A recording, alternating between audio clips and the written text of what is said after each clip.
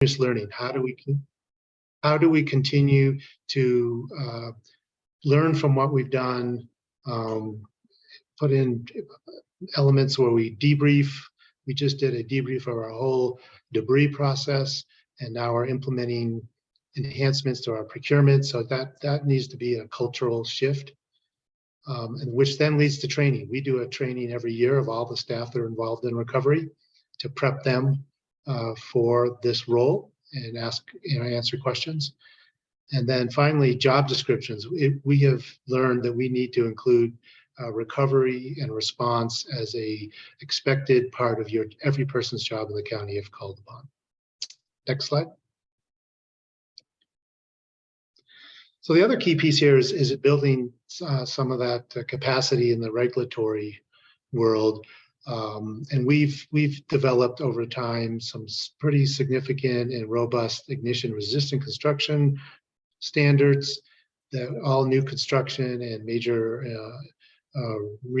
rehabilitation will require. We have actually an article in our land use code that for every fire or every disaster, we tailor the land use code rebuilding regulations to meet that specific disaster and the needs of community members that are affected. So we convene a meeting of the survivors, in this case, unincorporated Boulder County, and ask them, well, what were their needs? What are their hopes to rebuild?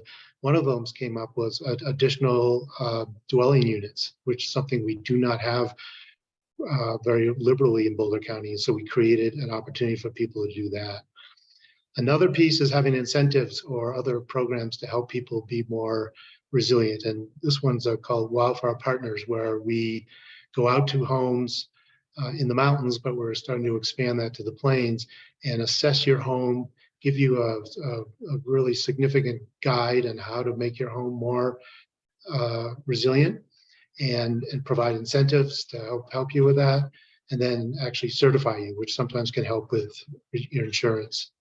And then finally, we just passed, the voters just passed by 80% a measure to tax sales items for a countywide fire mitigation plan, a resilience plan. So we feel that will be a way to really engage the community in all facets of resilience. Next slide.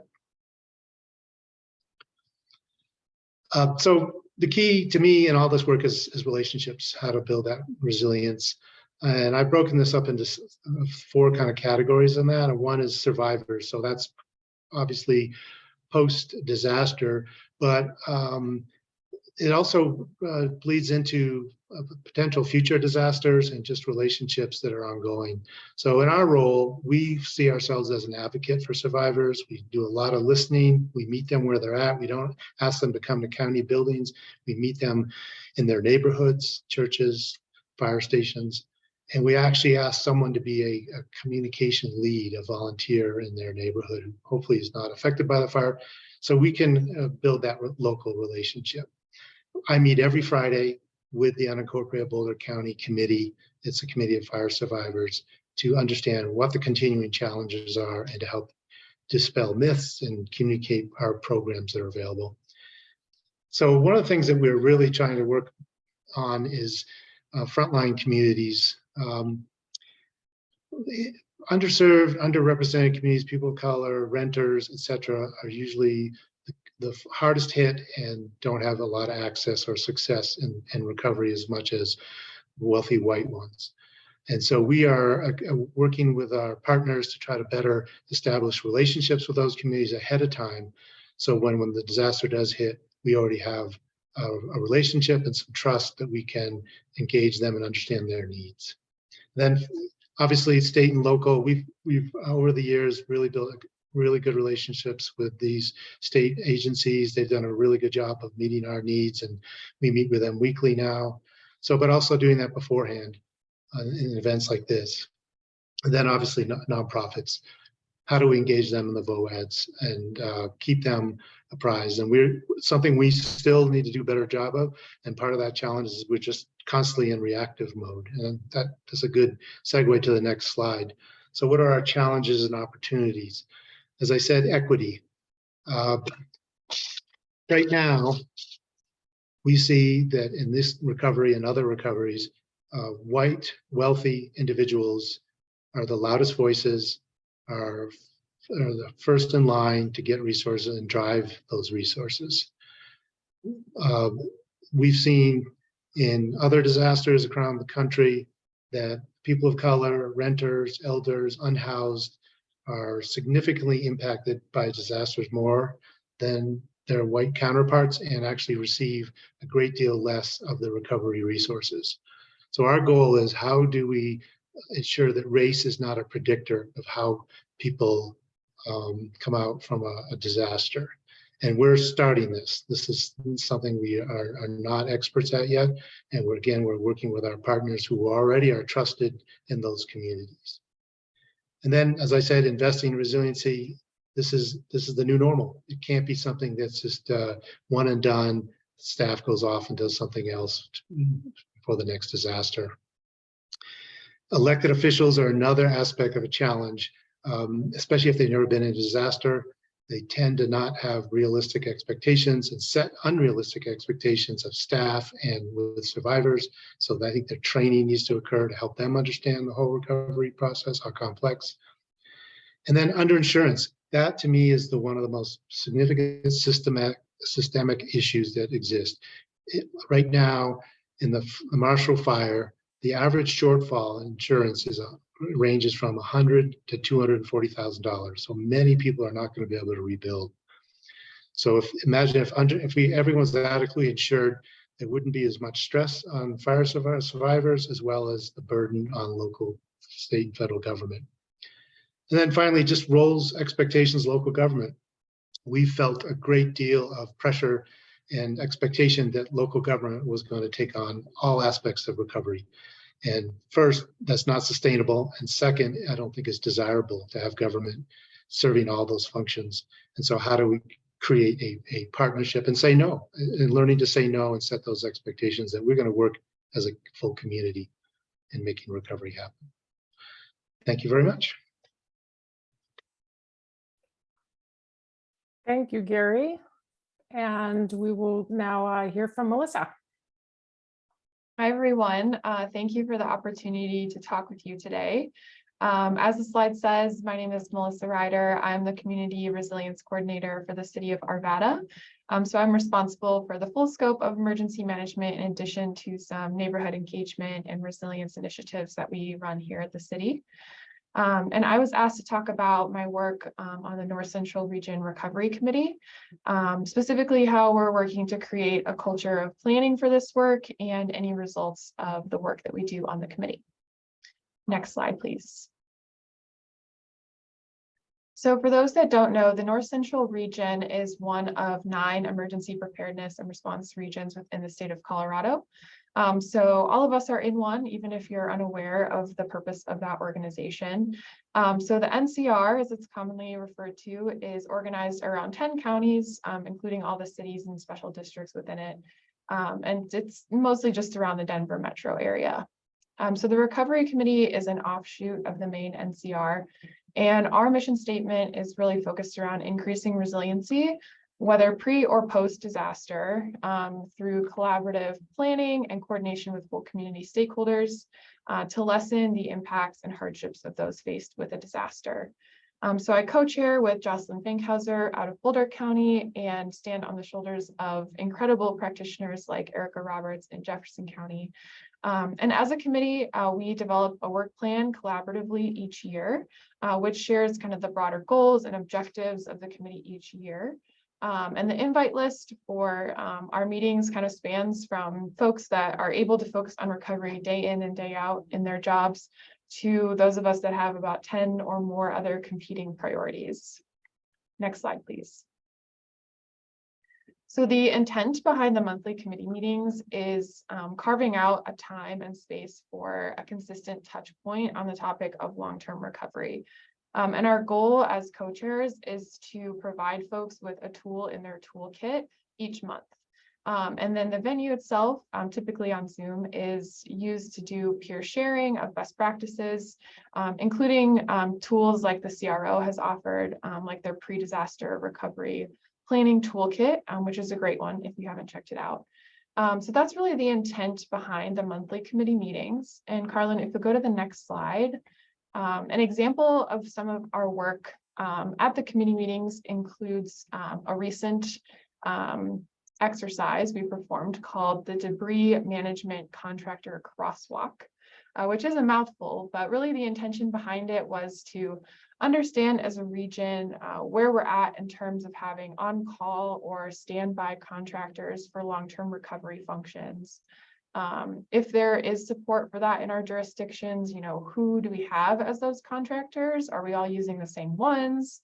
Because if so, that'll probably cause some challenges if we're impacted by a widespread incident. So we used Mentimeter to gather real-time feedback from attendees at the meeting to talk through this discussion. We discovered that a lot of folks don't have the support for standby contracting for these functions. And if they did, it was more specific to maybe snow removal or in their parks or open space departments, and less so around disaster recovery contracting. So this was an iterative discussion because it resulted in kind of an open question about how we can be better at engaging our leadership and our policymakers on the topic of disaster recovery during Blue Sky Days and in the aftermath of events like the Marshall Fire. And we know that a lot of our jurisdictions were going through leadership change in 2022 and 2023. So this led to a future discussion that we had on the committee around how do you engage leadership? And we brought in some experts like Director Mike Chard out of Boulder County, who shared his example on the anatomy of a disaster, which is a presentation he facilitates with leadership in their county to kind of walk leaders through a disaster incident and response moment by moment to kind of really illustrate what it's like to go through it from their perspective.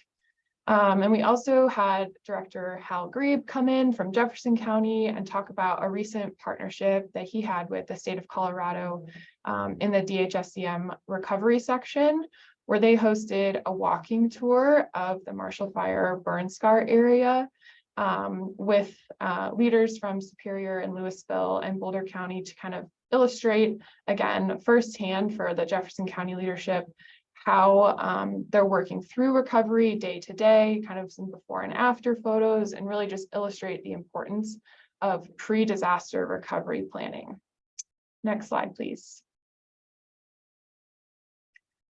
So beyond the committee meetings, our group has also developed its own resources, including this facilitator's handbook.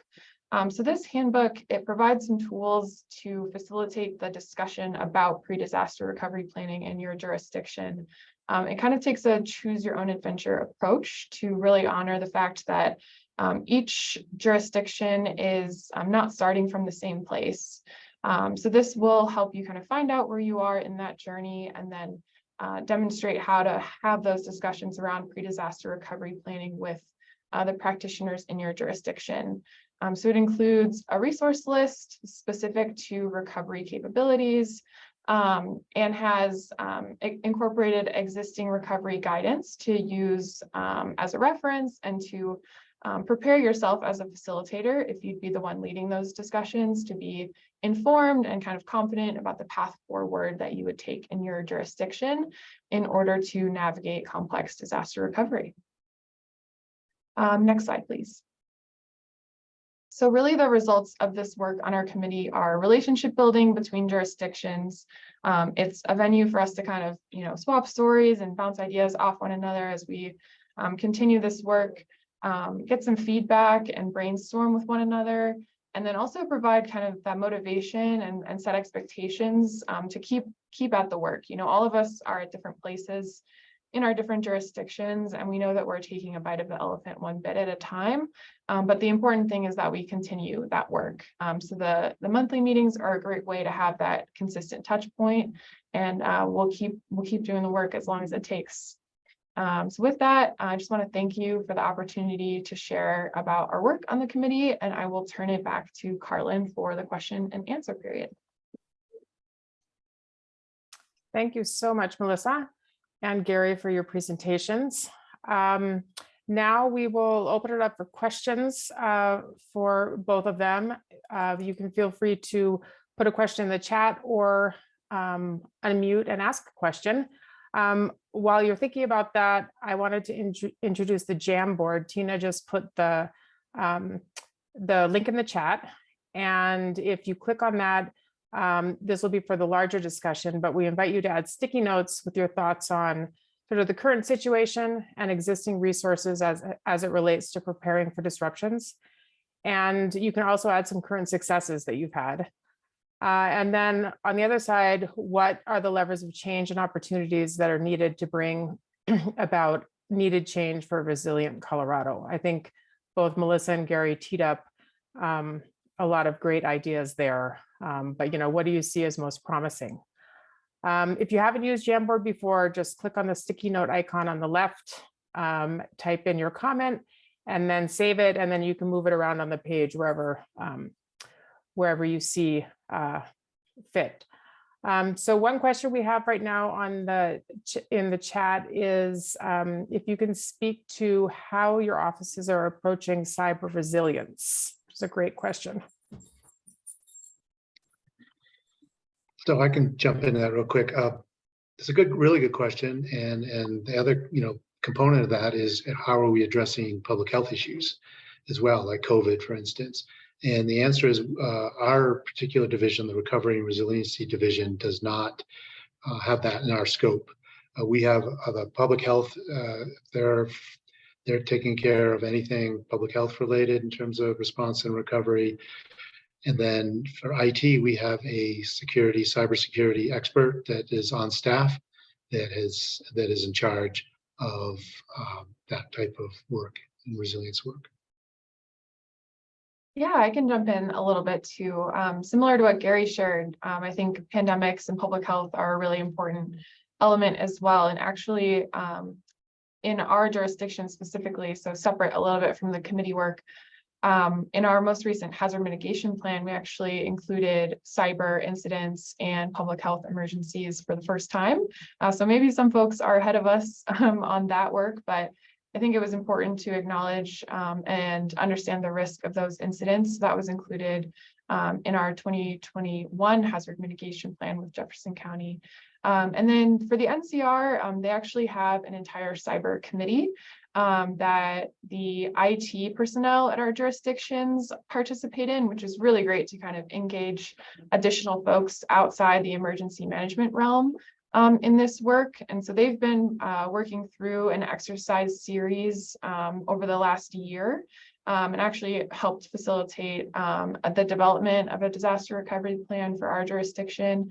And I think their exercise is in about 6 weeks or so. So they're going to test those concepts regionally. So separate from our recovery committee, but lots of great work going on both at the local level and in that broader regional area. Great, thanks. Great work. We had another question. Christy was following on Martin's presentation, and I have to say, I also, several things that you both said, his words about, the wicked problems and authentic engagement. I was thinking about that too. And she's, just putting out there, are we really wired to be prepared versus being, to be proactive versus we tend to be pretty good at being reactive. And you're living in that every day.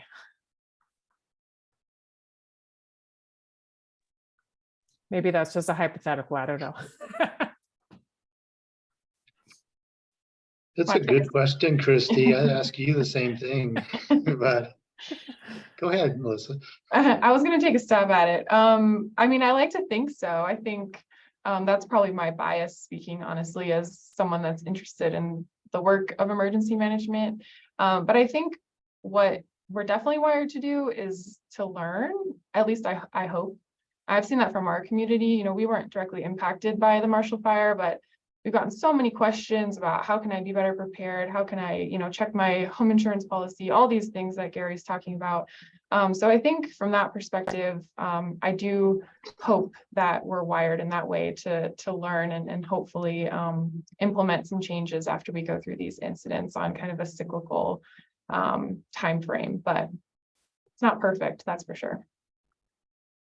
Yeah, and I would say what I've noticed over time is the difference between people living in the mountains versus people living in urban areas, more rural areas versus urban. Rural areas residents are kind of more prone to know that they have to rely on each other, their neighbors, or be self-reliant, whereas urban residents have a strong reliance on all the systems and entities and agencies that are there to respond. And so I think that may get in the way of our wiring a little bit, but it may be a little bit of a barrier we have to overcome.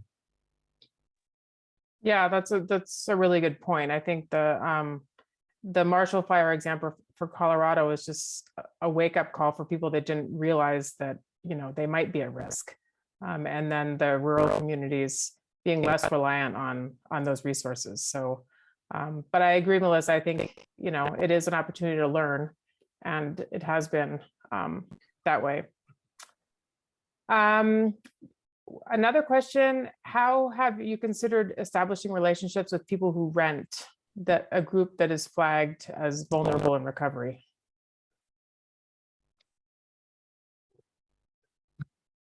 Great question, and it's something we have not perfected. I think what we're trying to do is work with organizations that already provide services to those populations. So we have some family resource centers in Boulder County, 3 of them. And so really relying on them to help us understand what the needs are and engage with those communities. But I would just say that is one of our biggest challenges. And it's a really good point. And it's something we're continuously working on.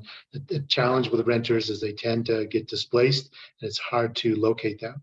Whereas obviously a property owner, you have their address, you know where they are, or how to get a hold of them, at least by mail. And so it's an excellent point.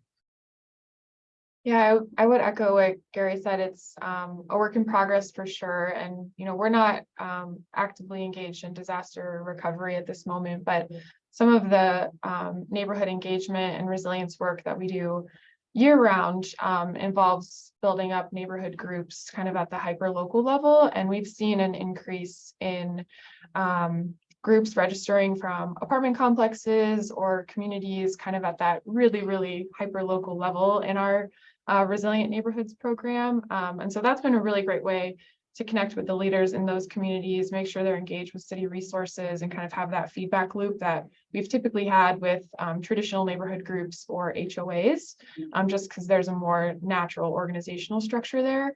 But it's been a really welcome kind of change in the last couple of years, seeing more residents engaged from communities that rent. So that's been really great. That's good to hear. Good to hear. One other question, which is a great one also about the urban versus rural. And I think we saw this with the Marshall Fire, that just the density and the number of people that had to escape. And it's a miracle that so many did. But so how has that shifted in terms of what the planning related to mass movement and shelter in areas that have high density living, compared to a rural, like mountain setting? Or yeah, I would say there's a lot of different considerations, and I'm involved in that work, but I wouldn't say I'm a subject matter expert in some of that. So I think what we've been doing is doing some studies on evacuation planning in suburban areas that are in Arvada. And kind of understanding what the flow of traffic would be like, because we're kind of in a learning process with that as well. I think Marshall taught us a lot about kind of a very large, densely populated area being impacted by such a high intensity event. So I think it's a work in progress from my perspective.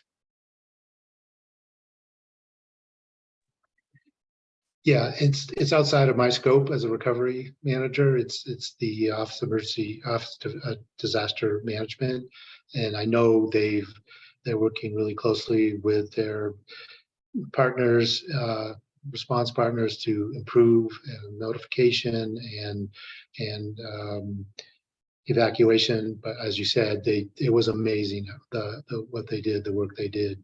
But yes, there's more and more being done.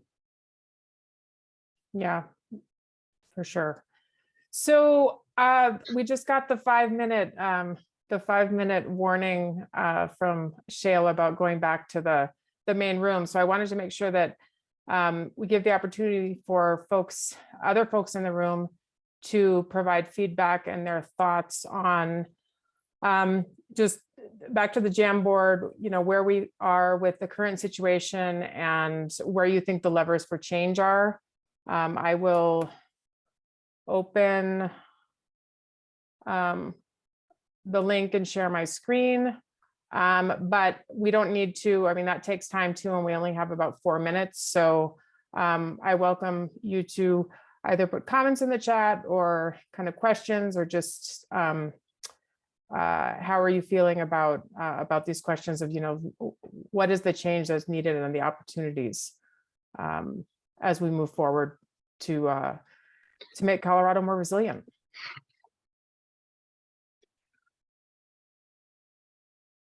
Yeah, and one of the things I saw in the chat was about codes and ordinances for rebuilding, and it's a really good question. And I think some communities are, I think Boulder County is one of them, is that taking a pretty proactive stance on requiring pretty robust defensible space requirements, ignition resistance requirements, green building requirements. We require every home that's built have indoor sprinklering.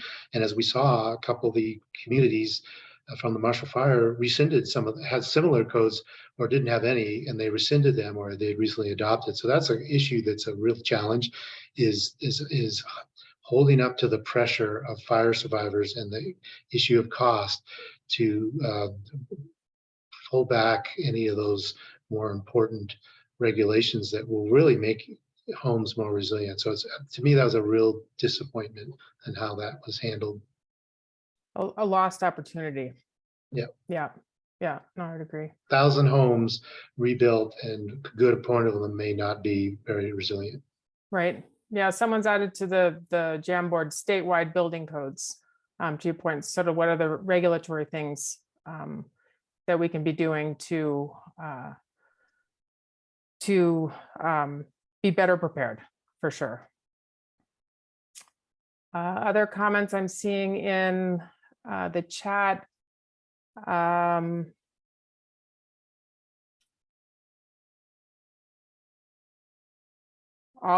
Taking a all hazards approach. Many of the systems that are set up can be used for different scenarios, so that we can learn from these, and it's not just wildfire or other hazards.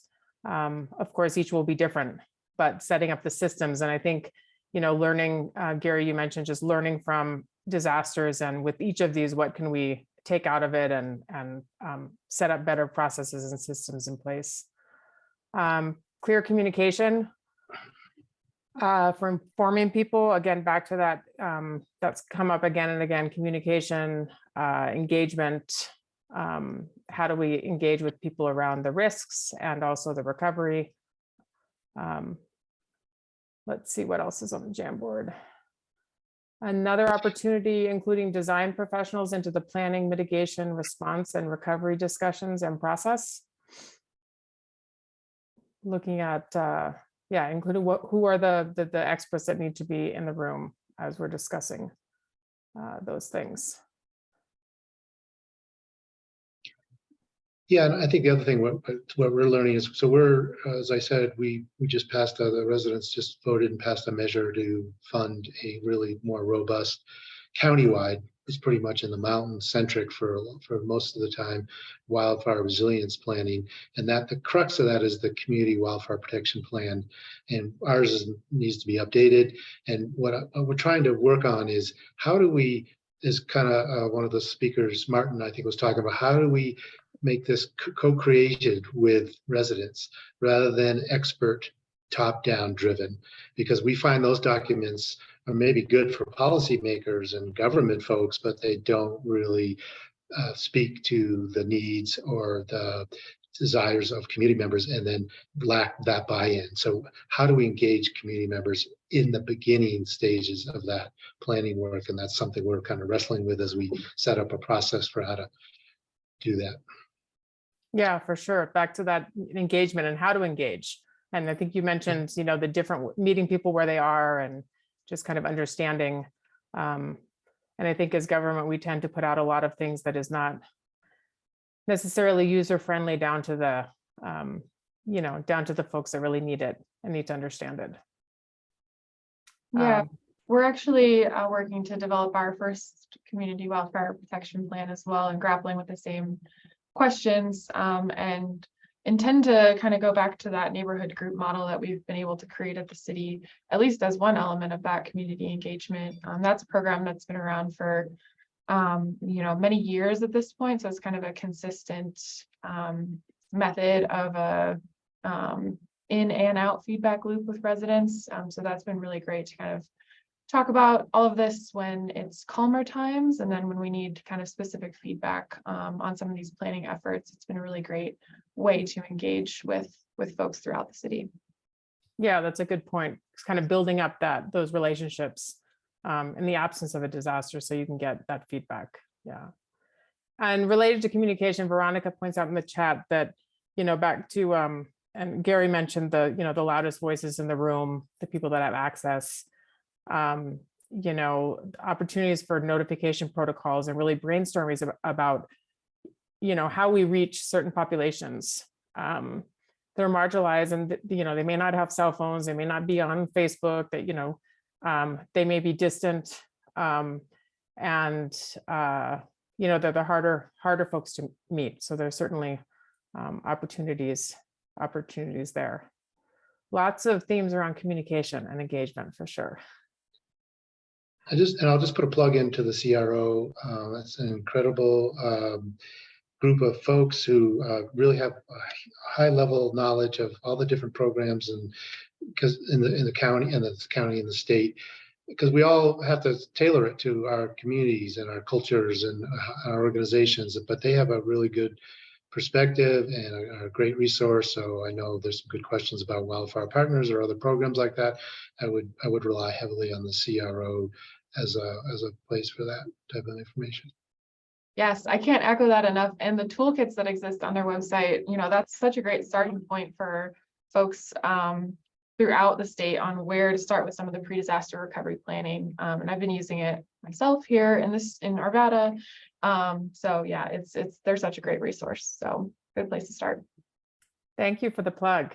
And yeah, if you're not familiar with our website, please check out the toolkits. And we definitely want to be a resource for all communities in Colorado. And with that, I think we were being asked to go back to the main meeting room, because we're now at 3:19 and we're supposed to be wrapping up in 10 minutes. So apologize about the clunkiness of the beginning of the session, but thanks again to Gary and Melissa for coming on board, and everyone else that participated. Sorry we couldn't do more of the interactive Jamboard, but it was a great discussion.